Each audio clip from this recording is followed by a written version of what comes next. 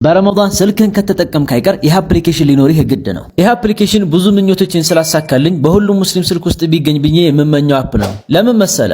አንደኛ ከድሮ ጀምሮ እስካሁን ድረስ ካሉት የቁርአን እትም አይነቶች መርጠህ መጠቀም ትችላለህ። ሁለተኛ እየቀራህ እያለ ተፍሲሩን የማታውቀው ቃል ካገኘህና ተፍሲሩን ማወቅ ከፈለክ ቃሏን በመጫን ብቻ ከተቀመጡት ከ25 በላይ የተፍሲር ኪታቦች ውስጥ መርጠህ ማየት ትችላለህ።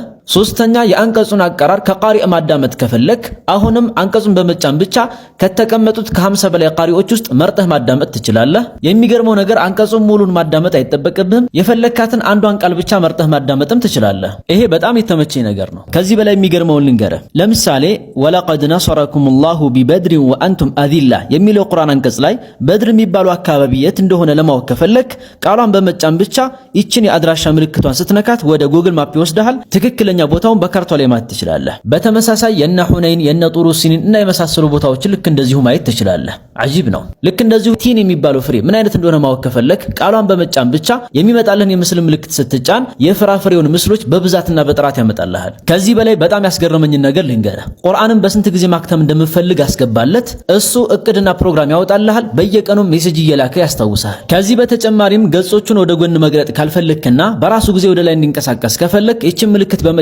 ብቻ በፈለከው ፍጥነት ወደ ላይ እንዲሄድ ማድረግ ትችላለህ። ባጭሩ አፕሊኬሽን ብዙ ምኞቶችን በአንድ ጊዜ ሰብስቦና አጭቆ የያዘ አፕሊኬሽን ነው። አፕሊኬሽኑም ወህይ ይባላል። ፕሌይ ስቶር ላይ ወህይ ብላችሁ ሰርች ብታደርጉ በቀላሉ ታገኙታላችሁ። አሊያም ባዮ ላይ ባስቀመጥኩላችሁ የቴሌግራም ቻናል ማግኘት ትችላላችሁ። ታዲያ ይሄን ጠቃሚ መረጃ ለአንድ ወንድምህ በማስተላለፍ ቁርአን በቀራ ቁጥር አንተም የአጅሩ ተካፋይ መሆን ትፈልጋለህ? ምርጫው አንተ ነው።